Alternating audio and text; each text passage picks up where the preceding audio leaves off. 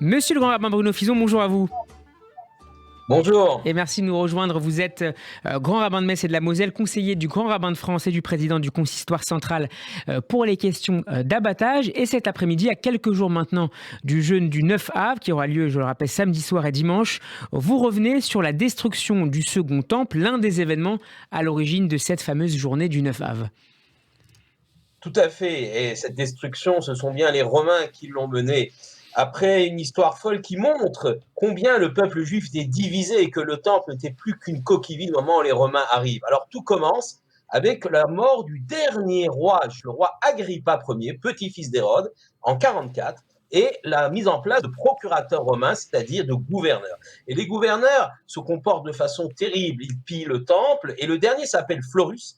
Ils volent le temple de Jérusalem, et les Juifs, en signe de dérision, font une quête dans Jérusalem pour le pauvre Fleurus. Il y a évidemment répression romaine, révolte, c'est le début de la grande révolte, nous sommes en 66. Alors les Romains vont pas se laisser faire, bien évidemment. Néron, l'empereur Néron envoie la 12e légion avec Cestius Gallus, et ils sont écrasés à Beth Horon.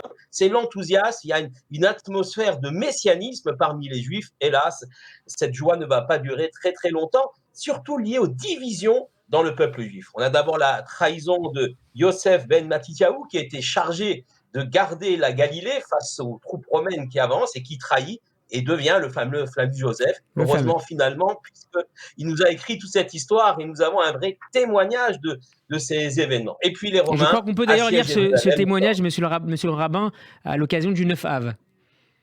Tout à fait, il est recommandé. Le Mishéboura, le rabbi, le Chafetz Chaim, recommande de lire le Yosiphon, c'est-à-dire le livrage de Flavius Joseph, la guerre des Juifs contre les Romains, pendant la journée de Tisha B'Av. Et en 69, Vespasien met le siège autour de Jérusalem.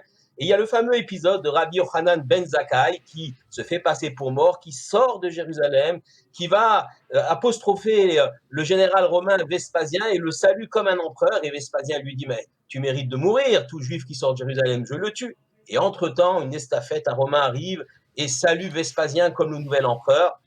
Rabbi Yochanan ben Zakkai est là, Vespasien est impressionné et il lui demande « Que désires-tu » Rabbi Yochanan ben Zakkai lui dit Jérusalem. Ah non, Jérusalem, je suis venu pour ça, pour la détruire. Je peux rien faire pour toi. Alors Yavne, une petite ville au bord de la mer avec beaucoup de population juive, et je voudrais y créer une yeshiva. Pas de problème, lui dit Vespasien. Vespasien s'en retourne à Rome. Titus sera chargé de prendre la ville et il détruira la ville, le temple de Jérusalem. Mais grâce à Rabbi Yochanan ben Zakkai, la Torah est sauvée. À Yavne, l'histoire du peuple juif peut se poursuivre. Quelle leçon cet épisode dramatique, monsieur le grand rabbin, nous offre-t-elle aujourd'hui ? Est-ce que ces événements ont une résonance particulière à notre époque ? Tout à fait.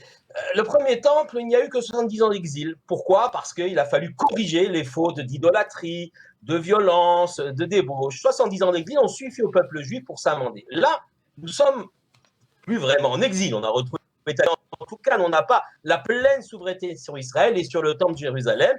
L'exil n'est pas tout à fait fini. C'est un exil qui est lié à la haine gratuite au sein du peuple, aux fractures fondamentales au sein du peuple juif. Et tant que ces fractures ne seront pas réduites, tant qu'il n'y aura pas une union au sein du peuple juif, alors nous pleurons Béav, nous pleurons le 9 Av, le temple détruit et toujours pas reconstruit. Il dépend de nous finalement d'assurer cette cohésion au sein du peuple d'Israël pour permettre la reconstruction, cette fois-ci, du 3e temple de Jérusalem. Merci beaucoup, monsieur le grand rabbin Bruno Fison, d'avoir été avec nous. Je rappelle que vous êtes le grand rabbin de Metz et de la Moselle. Shabbat shalom à vous et à très bientôt. Shabbat shalom.